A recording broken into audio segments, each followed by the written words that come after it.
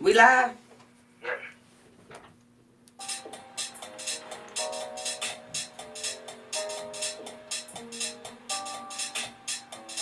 Troy, you gave me joy. You gave me joy. Detroit, you gave me joy. I just love that intro song. I want to give a shout out to the late Sparrow, who is also my cousin. Hello and good afternoon, Detroit, and thank you for watching Beauty and the D, where we focus on power, wealth, and style, hosted by yours truly, Stephanie Coney. We're streaming live on Facebook, YouTube, Twitch, and Twitter, and other top social media platforms. So like, follow, share, comment, and subscribe. And once again, thank you for watching WJZZ Cool TV, the coolest station in the world. Good afternoon.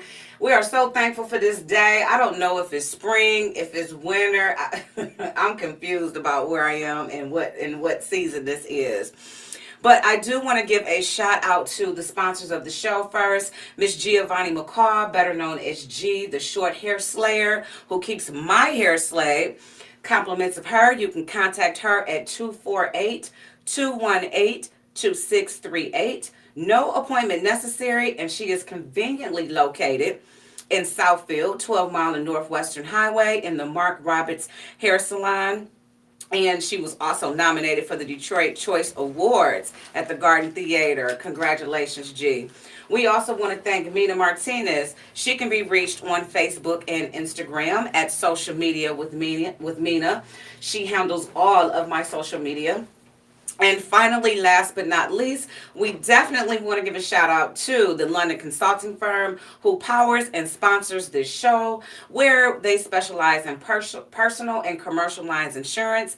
You can contact them at 313-895-7070 or visit londonconsultingfirm.com.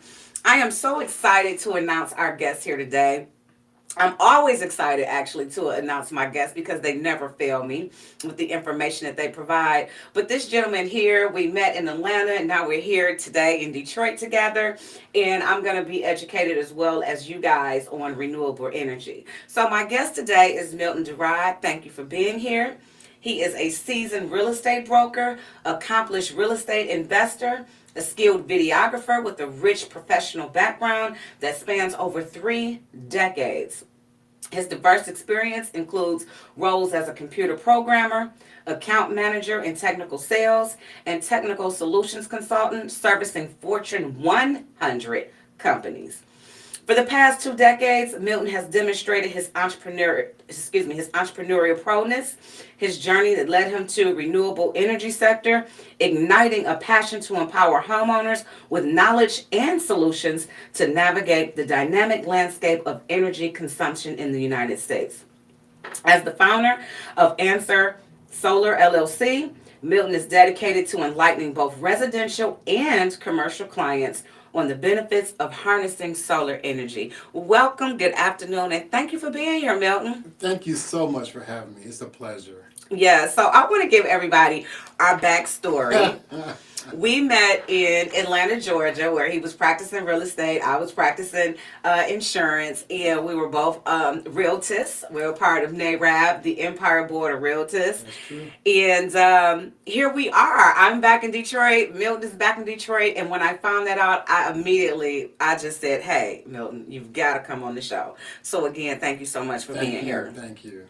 So I want to start with just talking a little bit about you because while we were sitting here waiting, to come on live, we discussed some of your background, which was you're a graduate of Cass Tech. Yo. Yes, a Cass technician. And you also studied music at Wayne State. I never knew that, obviously that was your first passion, music.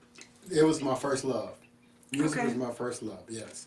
Studied music all through junior high, all through high school. Mm-hmm. My primary instrument was trumpet at the time. Then So you played other I instruments. played other instruments too, mostly brass instruments as well. And I also learned piano, and I also found out I could sing. Who knew? Really? Yeah. You can sing also, so you are just multi-talented. Well, That's what they say. Okay. But yeah, I decided to pursue my passions to go to Wayne State and be a music major. I wanted to be a studio musician. I wanted to play behind the scenes. I love jazz. I wanted to play jazz. I studied classical music. And they say if you study classical music, you can play anything once you start playing music. Okay. So I wanted to become a jazz musician. Went to Wayne State. My mom was in my ear, said, you know, you're good at music, but you should get something else under your belt. I'm like, yeah, you know, as most 18 and 19-year-olds, she's like, what does she know? Yeah. Well, I got to Wayne State, I understood, and I learned that it's not necessarily who you know, it's who knows you. And it was about the business of music. And I'm seeing all these people who I'm not familiar with. Most of them don't look like me. Like, maybe my mom is right. I better get something else under my belt. I'll just make music. It's still a passion, but I'll study something else as well.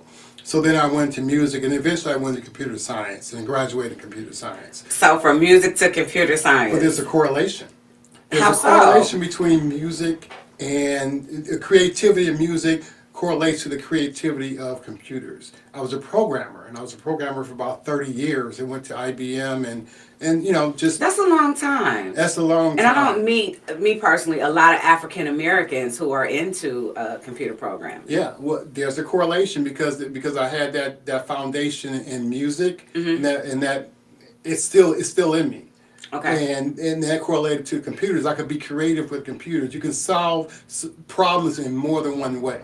Okay. It's not finite like math. Right? There's only one answer. That's there are it. many answers and many ways to approach that answer in computers. With computer programming? Yes, computer Really? programming. Yes. Okay. So, I have a passion for music myself. I used to play the flute. Oh, okay. But when it comes to computers, as you can see, I can barely figure out how to download my own music into a flash drive. So the correlation is just not there for me. But kudos to you for putting that correlation together. So computer programming, let's talk about what you did, and also what do you think, since you've been in it, we're in it for 30 years, I would also like to know what are some of your thoughts with the integration of AI in everything, you know, coming from a computer programmer background. Well, I think I can probably echo the sentiments of a lot of people. It's very scary. Yes. Because it's, you know, it can be used for good, but it can definitely also be used for bad. I was reading an article about Tyler Perry, how he had an $800 million project to add on some more studios. I just saw that. Sound stages, right? But then he halted the project once he learned how powerful AI is. He said, well, I can do what I was going to do with these sound stages just using AI. So it's here and it's in your face, and we just don't know how far it's going to go. We're just trying to harness it at this point. But it's very scary. But from being, you know, in that industry, it's very exciting. It's very exciting. Both, so it's very exciting because if you're behind the scenes and you're in that industry, there's nothing that can stop you. I mean, there's no limit to it, right? You can just program and dream and just be who you want to be and be in any space you want to be. But what type of job security is there with all this? You know, do you think that it's going to replace a lot of the functions or jobs of us human people? Oh, absolutely. Absolutely. And it's already doing that, unfortunately. Even when I was coming up in the age of computers, just basically computers, right? It started replacing jobs left and right. Well, AI is no different. It's just going to replace jobs at a higher rate. Gotcha. So the whole idea is to be creative and to get behind the scenes and to figure out, how can I harness this? How can I embrace use it? Exactly. Embrace it instead of being afraid of it. Just embrace it, and then you'll be ahead of the curve. Instead of just one of those people that's mulled over or rolled over. Or try to find a career that, you know, another passion that may not be affected by AI, and still harness the AI to That's good work advice. in your own area. Yeah, be creative with it. Yes. Reinvent yourself. And that's, you know what, that's what this life is about. It's not about, like my grandfather, for instance, you know, stayed at the same job forever, you know, got a gold watch, retired, had a pension. And he preached that to the kids and grandkids. You get to that job, you be there every day on time, and you know, you retire and then you live a little bit and then you die. I mean, you know what I mean? But that's it's the changed. quote-unquote American dream, right? It was. I drink that Kool-Aid too. Yeah. So when you were doing computer programming, you were probably around like with the floppy disk, hard disk era. I mean, I'm just asking. My stepfather called it the sloppy disk. It just cracked me up because he was so out of it. Right? Okay. He called it a sloppy disk instead of a floppy disk. But yeah, I was in the era. When I first started, we were on cards, punch cards. So we got to enter our programs through punch cards. It had a card reader that will interpret your instructions and then feed it to the computer so the computer can operate your instructions. So it was like straight up DOS. Straight up DOS. Yes, straight up DOS. Yes. My mother used to have a job, believe it or not, back in the day, doing key punch. That was like data entry back in the day. Yep. Wow, Absolutely. we've come a long way. Yes, we've come Look a at you, long you way. look so good, Milk. You don't even look. Thank you. Okay, you don't even Yes. look like you was around in the floppy disk Hey. era. So I got one more question about AI. We'll move on. What type of programming, is behind like this AI? Because I'll be honest, I use a GPT chat. When I do like mass email blasts to my clients, I put in here what I wanted to say, and then it does its thing, and I need seconds. Right. 2 pages. All I gotta do is, change a few things inside my name. What type of programming goes behind that? I can name a lot of different programs that. Oh, wow. But what I do nowadays is just play with it. All right, I just enjoy it. Okay. I don't want to get into the weeds anymore. Right, I don't want to learn the X's and O's or zeros and ones anymore. I just want to play with it because everything is sort of done for you. It's called open source, basically. And once you start understanding not necessarily what makes it tick, but how to manipulate it, then it makes it much more fun. It's even different programming these days because some of the languages are sort of developed for you, so you can just take modules and sort of put them together. You don't have to go behind the scenes and actually enter hard code like you did back in the day. Gotcha. You just put things, you just kind of put blocks together basically. Okay. And you have code. And Wow. that's how it works these And you days. got it. You got a whole program. Yeah. So you have another passion, and that is real Another estate. passion. And Yes. I'm going to give you another kudos because,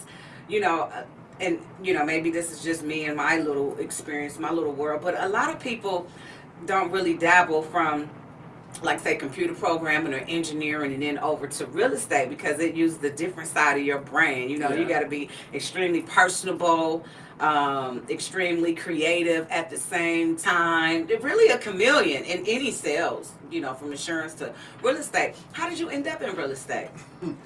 That's a funny story. Thanks for asking. Mm-hmm. What happened was, I'm doing my, my computer thing. Right, I'm a programmer, and I was working for IBM, and then IBM started laying off people. So you had a good job. Back then, you could get a job like that in the computer. So I did. I grabbed on and went on to Chrysler, whatever it was called Chrysler at the time. Okay. But I was getting kind of bored with it, and I'll tell you why. Because it stopped being fun. Right, it was fun. I could do what I want to do. I can be creative. But then when people start trying to harness your fun for their own production purposes, they dictate your life. Right? And it wasn't even worth the money. It at wasn't that point. worth the money, and it started causing a lot more stress. Okay. And it just stopped being fun. So I was seeking something else that I can control, something that I could own, basically. And a friend of mine said, "Hey, would you like to take this real estate course with me?" And at that time, I had bought some properties because I was experimenting with investing at the time, just taking my lumps, What type of investing? Was it personal? Was it residential or commercial? What type of? At that time, it was residential. I bought a couple houses, and I was trying to rent them out. Just So you was a taking my lumps. landlord. I was taking my they were landlording me So, because I didn't know what I was doing. You was landlord and you wasn't slumlord, though. No, right? I wasn't. Okay, you was landlord. No. Okay. I was trying to help the world, and they were taking advantage of me because I just didn't know. I was green as grass. And had a good I heart. didn't know. Yeah, I didn't know what I didn't know. Okay. So I learned quickly, but you have to learn and go take your lumps sometimes in what you're learning. So I got a couple houses, and my friend said, "Hey, you want to take a real estate course with me?" I said, "Sure, I can learn more about real estate.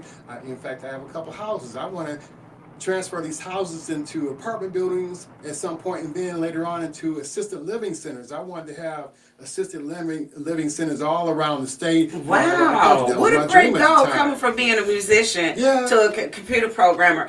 We got to give a quick shout out though again and let the people know that you are watching Beauty in the D, where we focus on power, wealth, and style, hosted by yours truly, Stephanie Coney. Again, we are live streaming on Facebook, YouTube, and Twitter, and other top social media platforms. Guys, remember to like, follow, share, comment, and subscribe. And don't forget, you can call in and ask this gentleman questions. You can contact us right now at 313-355-6018. So you wanted to build assisted living centers and apartment buildings, and then so what happened after that? So I took the course. She signed me up for the course. I said, sign me up.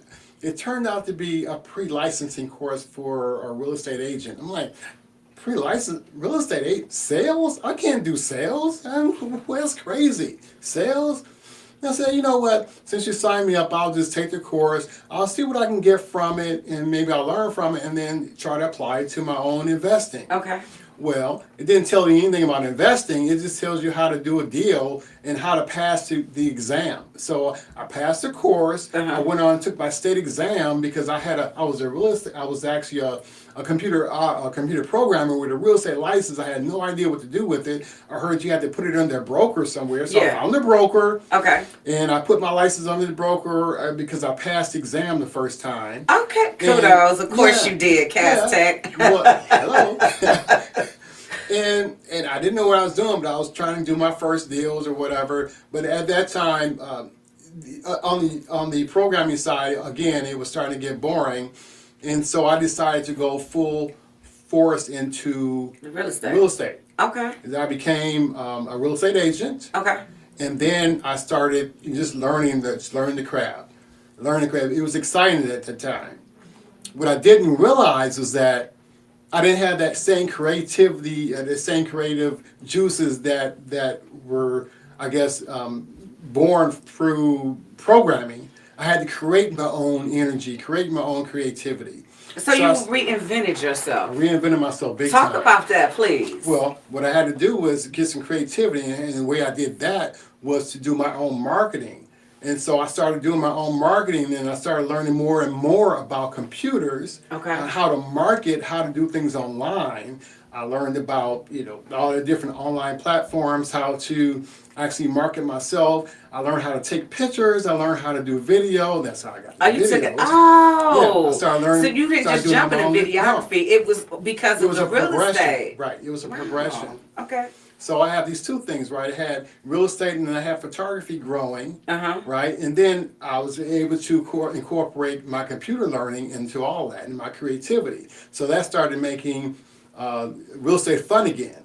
Then I became a broker because I always had a thirst for more knowledge. I was going to say, what made you go from being an agent to a broker? I didn't necessarily like school, but I liked learning. Okay. So I decided to take the broker's exam because I wanted more knowledge.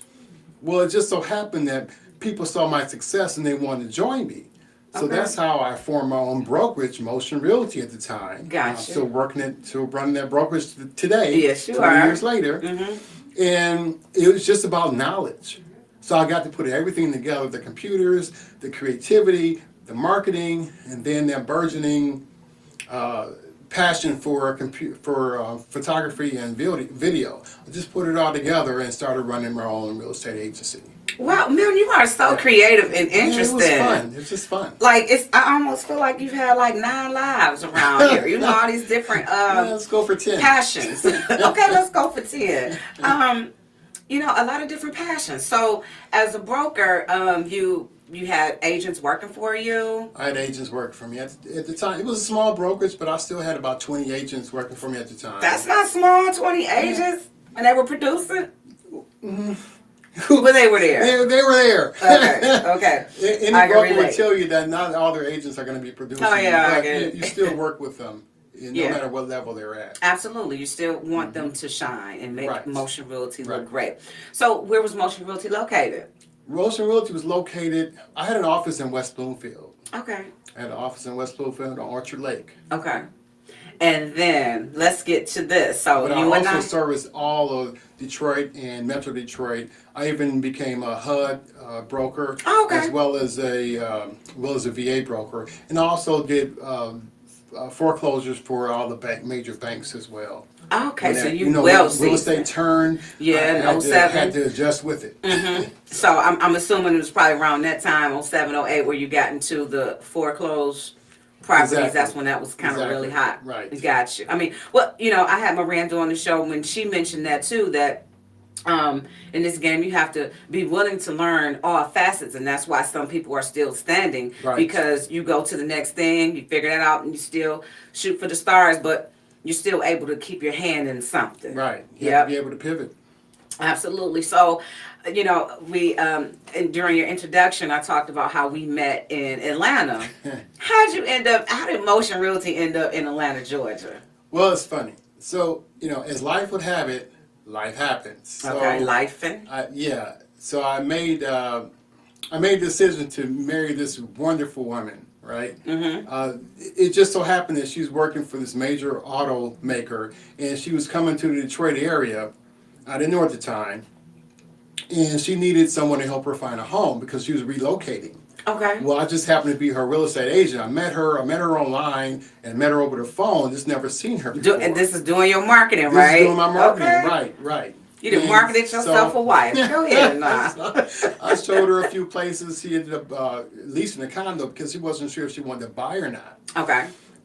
Strictly professional. We had a good relationship. But I just kept in contact with her as I do most of my customers. Okay.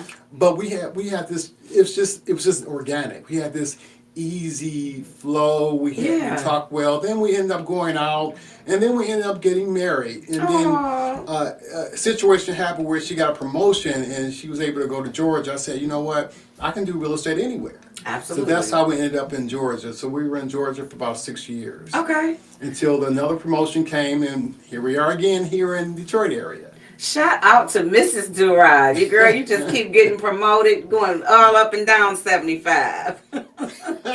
So, how did you like doing real estate in Atlanta? Atlanta is a different market, it's a different Atlanta beast. is very different. Very different. Very hustle and bustle. Everyone talks about the traffic. It's true. It is. The traffic is terrible.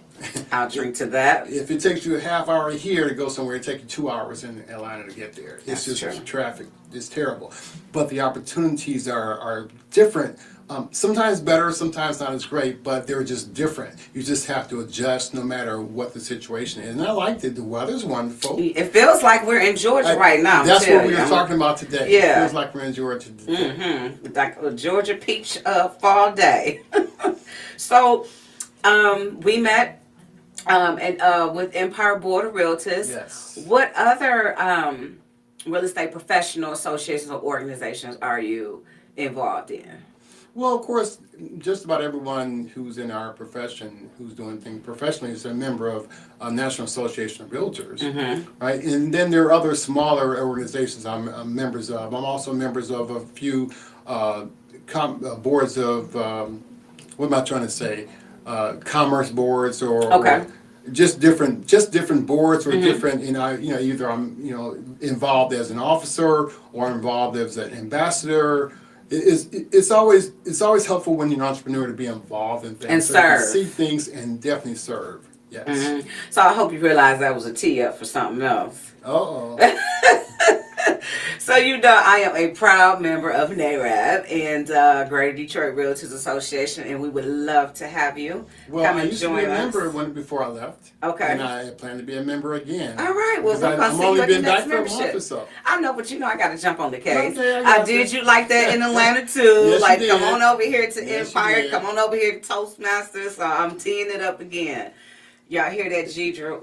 We need them on our team. No, we'd love to have you. Though, But seriously. you know what? I'll give a shout out to Deidre as well because it's because of that organization. That's how I got one of my REO contracts, one of my real Really? estate owned contracts. Yes. Okay. Because I attended some conventions and just so happened that this particular agency was looking for brokers and agents, and that's how I ended up signing on to get some more business. So these are great organizations. Yeah, see, I'm finding out more about you as we go along that I did not know.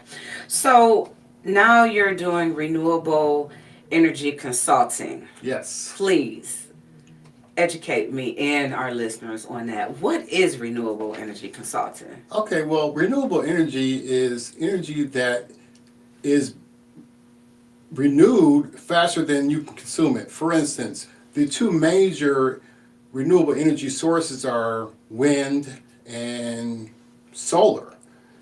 Something from the sun is always renewing. Wind, you can never replace it. It's always renewing, right? So those are the two major sources. So my concentration is on solar and solar panels for consumers, for residential homes as well as businesses. How So does I it work? concentrate on that. How's it work? Yeah, like let's start. I want to talk about both aspects from a personal side and a commercial side. Okay. For me, a homeowner, what does that mean to me? What that means to you is, let's just talk about solar in general. The way solar works is that the sun is there every day, right? Mm-hmm. So if you harness the energy I don't know, from in the Detroit sun, sometimes I don't be feeling well, the that's sun, but okay. it's okay. That's why I need we have vitamin D. rays. Even though you can't see the sun, we have sun rays that Okay. come through, even cloudy days. Okay. Sun still comes through. We harness the sun with panels. I won't tell you the makeup of the panels, it gets too technical, I but probably we wouldn't. harness the sun with the panels, then we convert that energy into renewable or usable electric energy for the home to drive your own. So you're So running your how? own Is electrical this on the panel. roof? Is this in the backyard? Is this on the garage? How? Most of the time it's on the roof. The panels are on the roof most of the time. We do have situations where there's on a pole or some other orifice, but most of the time the panels are on the roof. And they're facing up to the sun, and they're absorbing the rays from the sun, and then they do that conversion within what's called inverters. They do that conversion from that sun power to electrical, usable electrical energy. That's the same So does kind of it energy store you're the getting power? from here. We use DTE a lot, right? Yeah. So you're buying DTE energy. They're doing the same thing. But so with solar, if you have solar in your roof, you get to be your own power plant. You won't have to necessarily buy that energy from DTE. So I'm just, and forgive me because I'm No, so new it's to okay. this. I would love to explain.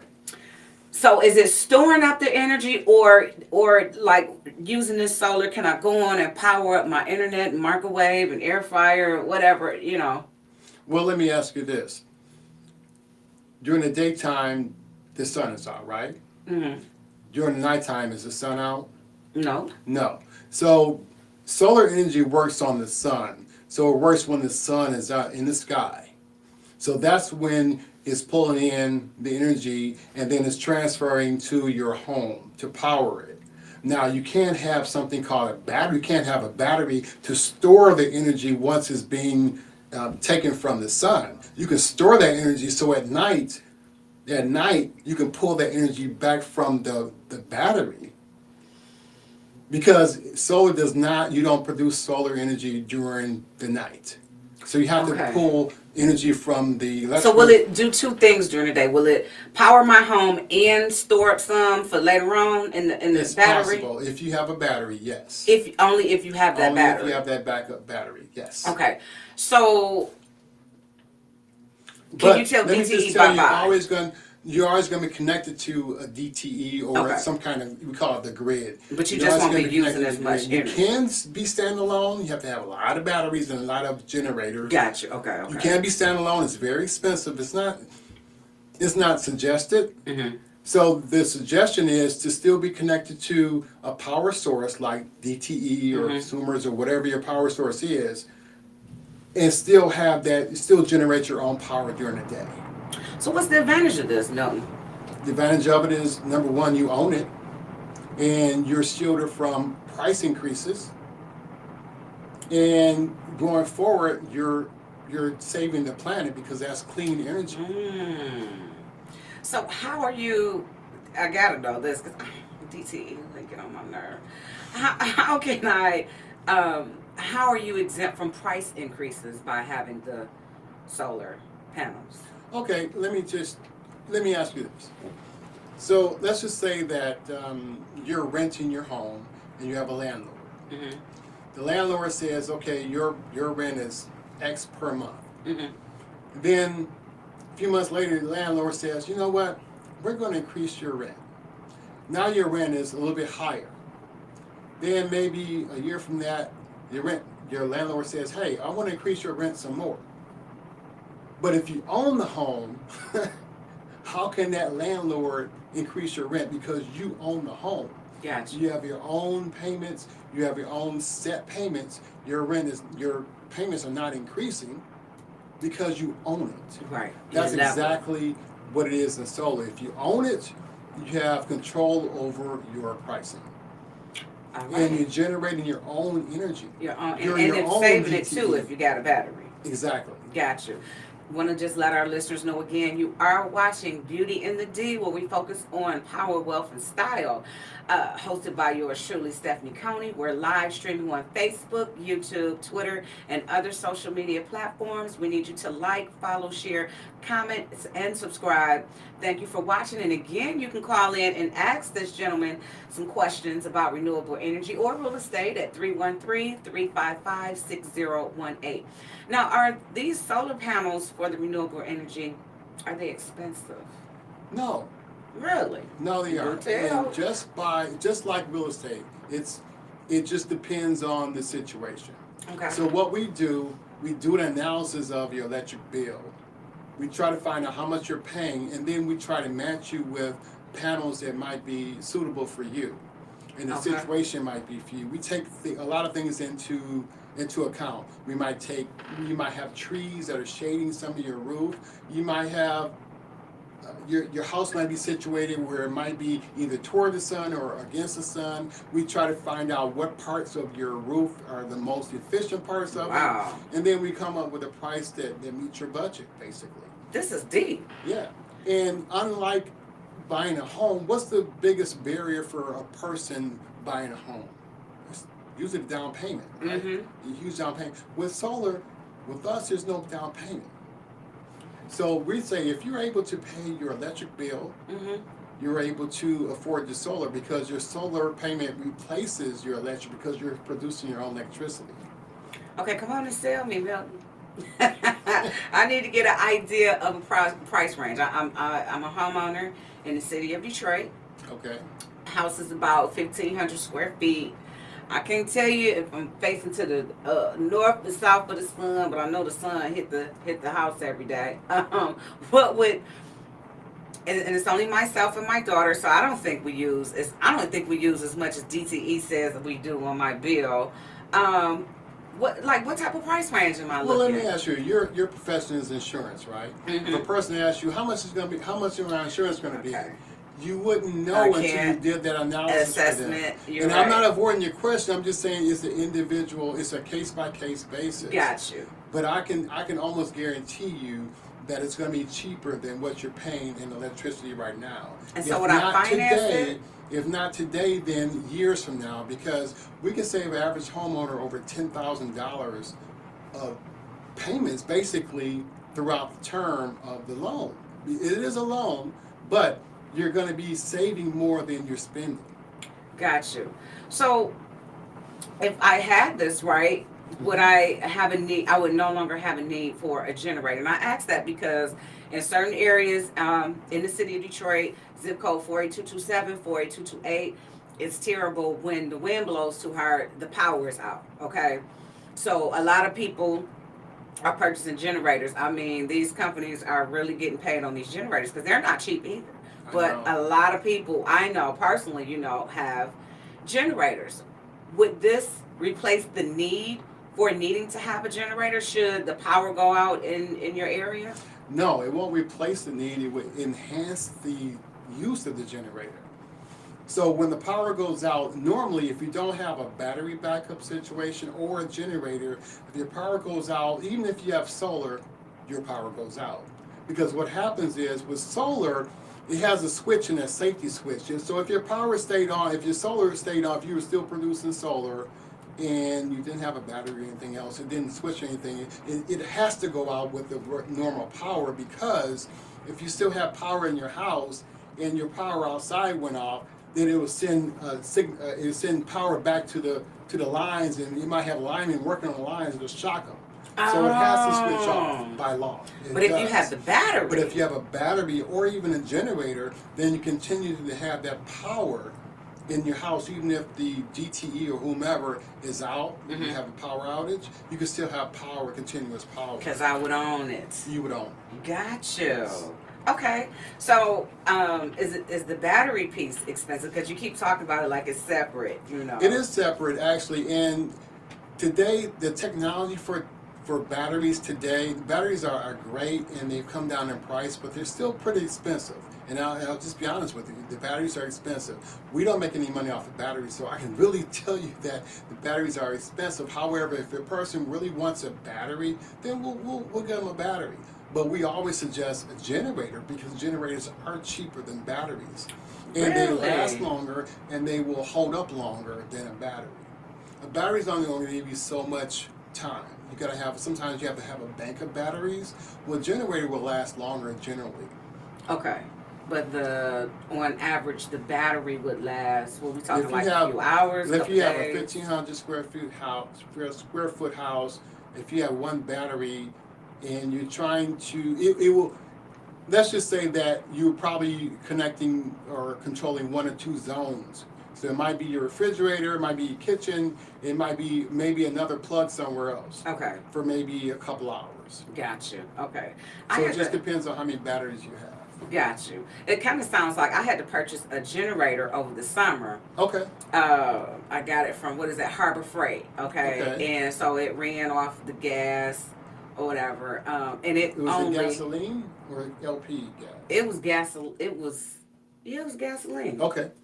And it only powered, certain, like what you just said about that battery. Yeah. So I was concerned with my refrigerator, of course, right. Some fans, because it was hot. It was in the summertime. Right. It was during the storm.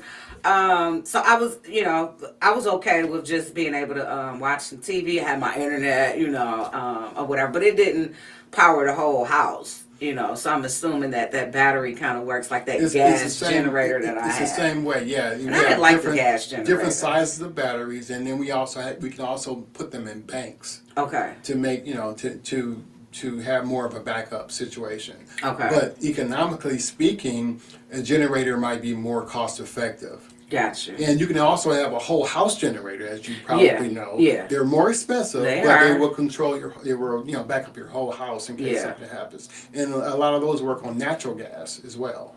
Okay.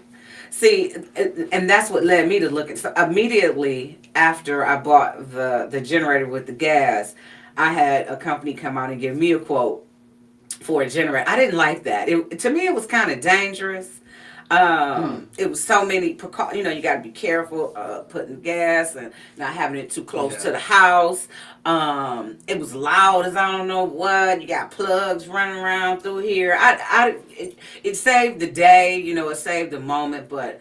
You have to factor in how often do you have those power outages, oh, that's and true. How often do you want to have that discomfort, right? Yeah. Because if you have it very often, you still want to stay where you are, then you might want to upgrade to a natural gas generator. It might cost a little bit more, but it might be worth it. Gotcha. It's quieter and lasts longer, and you don't have to go plug in. It'll automatically switch over to that power instead of you having to go flip a switch. Now, you do commercial as well. We said that you do the residential and a commercial. Talk about the difference between, is it the same concept with the commercial properties as it is with residential in regards to the renewable energy? Concept, yes. Concept-wise, yes. It's the same concept. The same type of energy. It flows well, except that the components and the panels are bigger, or you have to have more panels sometimes with commercial situations. In commercial, however, you can qualify for certain grants that you can't qualify for in residential. Now, we do have some of those grants in residential, but in commercial, you can qualify for even more grants and have more depreciation and so on and so forth on the commercial side. So it can be really, really beneficial. For instance, nonprofits can really, really benefit from it. Because as you know, or as you may know, nonprofits, you don't pay taxes because you're a nonprofit. Mm-hmm. But if you're getting solar, depending on what program you get, that 30% tax credit that's promised to everyone who gets solar, that nonprofit would get that 30% in cash back. Really? Yes. Let's go back to the tax credit. Okay. That's huge. So it sounds like this really could end up paying for itself. That's true because let's just talk about residential. Okay. A residential person, the government says, hey, if you're a residential person, if you own your own home, then if you go solar, we can give you 30% tax credit, which means you have to be paying taxes to get it or have to have that much in taxes to actually get that 30%. So it's almost like the government saying, hey, I'll give you a 30% discount if you get solar. That helps people afford solar. Okay. And helps. Is this every year that you get this credit, or just a one time? One time. However, if you don't use that whole 30%, it rolls one over. year it'll roll over. Perfect. Glad you said that. I'm glad we circled back to that. Here's $1 million question for you. I like $1 million questions. Okay, let's do it. So, does that, when you get the solar panels on the home, does that increase the value of the home? Yes, it does. That's a very good question. It increases the home, the panel or the value of the home anywhere between 4% to 17%. It just kind of depends. From what? Say that number again. From 4 to 17%. Again, it kind of depends. So somewhere in that range. Somewhere in that range, yes, it does increase the value. Because let's just look at this scenario. Let's just say that you got solar in your home, right? And let's say you sold your home 10 years from now to someone else. You were paying, let's just say you were paying $150 a month in electricity, and then you went solar. So it kind of froze it at that 150, or even maybe a little cheaper because you went solar. Let's just say you got it at 130 now a month. That 130 a month is going to be pretty much flat for 10 years. Well, that your neighbor didn't get solar. They started at, let's say, 150 or 130. Now they're up to 200 10 years later. The houses might look the same. Apples to apples. Which house would you pick if you were a buyer? I mean, it goes without saying. Right. So it has a lot of features, this renewable energy. So you could possibly increase the value of your home from 4 to 17%. Not to mention, that's a huge selling factor for the seller and the agent who's helping you sell the home. Like, wait a minute, here's a feature here. It has a solar. You can go in here and know that your bill is going to be flat. Yes. You know, and you can look, I'm assuming, and see, you know, the current owner where their, you know, payments are kind of, you know, gauge and see, hey, this is a good deal. It's a good purchase. And let me be transparent. Sometimes, because everything is a case-by-case basis, sometimes we'll do an analysis and the bill might not save you, you know, tons of money in that first year or two. But bear in mind, we're looking at 10, 20 years, 30 years out. Right. At that point, it would have more than caught up and gone further into the savings. Okay. So it's a case-by-case basis. Got you. And so I'm assuming when you guys come out and do this whole assessment, you could kind of give me a gauge of, you know, where you think, you know, you could save me some money. Here's a scenario for you. Okay. All right. So let's just say you and I are talking and say, Ms. Coney, I think we can save you money. Can I have your electric bill? We get your electric bill. We do analysis on your electric bill. We do some estimates based on that bill. We do some estimates. You'll say, you know what, this estimate looks pretty good. I think I'll go forward. Then we'll schedule a site visit to your home to get the actual measurements. They come out, they measure your roof, they look at every square inch of your roof, they look at the underpinnings or the rafters of the roof, look at the truss, they measure that, they take pictures of that. They also look at your electric panel, right? Because everything has to be connected to the electric panel for the solar because it's converting their energy. They look at the capacity of that. They see if you have openings for a solar to be hooked up. They see if the roof is going to support extra weight from solar. They do all this analysis. They take it back. This is deep. Right. It's very deep. They take it back. They go through a structural engineer. They go through all these different steps. And then they'll tell you, okay, well, this is what we can offer you for this price. And it's usually going to be somewhere near the estimate that we gave you in the first place. Got you. Yeah, it then you sounds can very decide detailed. whether to go forward or not. Or not. Got you. And all that estimation is free. Oh, good. That's good to know. Now, we briefly talked to, before we got on live, I told you that I have some friends who, you know, are about being off the grid. Shout out to Lanessa. That's who introduced us, by the way. Hey, Lanessa Pettigrew. She just bought a lot of acres of land, has a farmhouse. For someone like her, how would that, how would that help her? This same Same way. way? She's controlling her own energy. Gotcha. And sometimes, if you're rural, you really probably want to be off the grid because it'll cost you a lot to get to a utility, right? So what you would do is, in her case, she would have to have a lot of backup sources, like a bunch of batteries or a bunch of generators. So something to harness the sun and then store it for her. So she definitely So needs she her can battery use to her, go with this. right. Well, she doesn't have to have a battery, but a battery would help. Okay. A battery and maybe a battery generator. and a generator. Okay. Right. Okay. Because the batteries have to be replenished if you use them a lot. They have to be replenished too. So you can use a generator to replenish those, and use a battery to harness the To energy save that you it. pull. Gotcha. It has been so interesting speaking with you, Milton. There's so many more questions that I have. Believe it or not, we have 3 minutes left. Can you believe that? Oh my God. So I have to know this. First of all, can you tell Detroit if they're interested in having a consultation for renewable energy, how can they contact you? You know what? I can give you my personal cell phone because I'm so passionate about education. Right? Education is important because, and I was speaking to you before we got on, that we're usually the last ones to know or get into something that's really important that the whole country already knows about, right? So why not get in the forefront of something instead of waiting until it happens and then we're reacting? So my personal cell phone number is 248-535-7641. That's 248-535-7641. My website is answersolar.energy. That's answersolar.energy. I'm also on the various social media platforms just by Answer Solar. You can contact me any one of those ways. Milton Duerod, and that's spelled Duerod. Now, if I want to buy a house. Same way. Motion Realty, right? Motion Realty, yes. Okay. Same telephone number is fine. I also have a business line for the real estate is 248-681-2400. Say that one more time. 248-681-2400. Okay. Now, are you looking to bring any agents on for either side, real estate, the renewable energy? Are you looking to add people? Are you looking to grow your team? Because both are great products. I'll just ask you this way. If you're looking to do something full-time, looking to do something part-time, or even spare time, we can use your resources. No experience needed. On the solar side, no experience needed. We'll train you, and you can work virtually.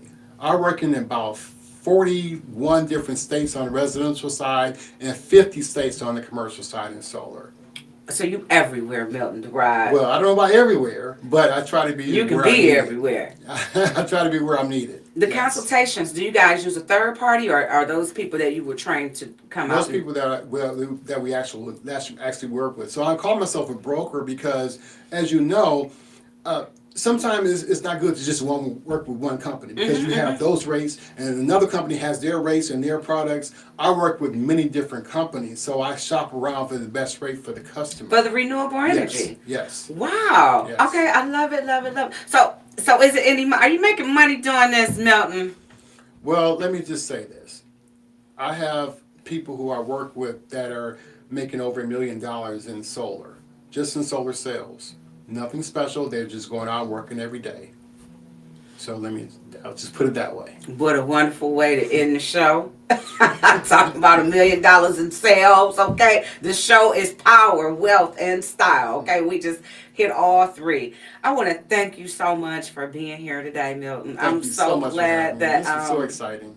For me, too. You really educated me, and you might have a new agent. We're going to talk when we offline for renewable energy, because I feel you're passionate about that, and I know because of the type of person that you are and what I know about you, you wouldn't be doing it if it wasn't not just lucrative, because we pass about trying to get money. We pass chasing bags. Right. We're about empowering our people and ourselves and making life better and greener and cleaner if possible. Yes. So thank you. I appreciate you for being here. Thank you, Detroit, for watching. You were watching Beauty in the D, where we focus on power, wealth, and style.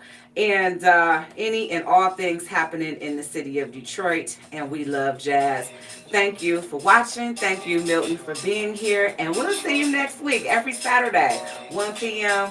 on WJZZ Cool TV.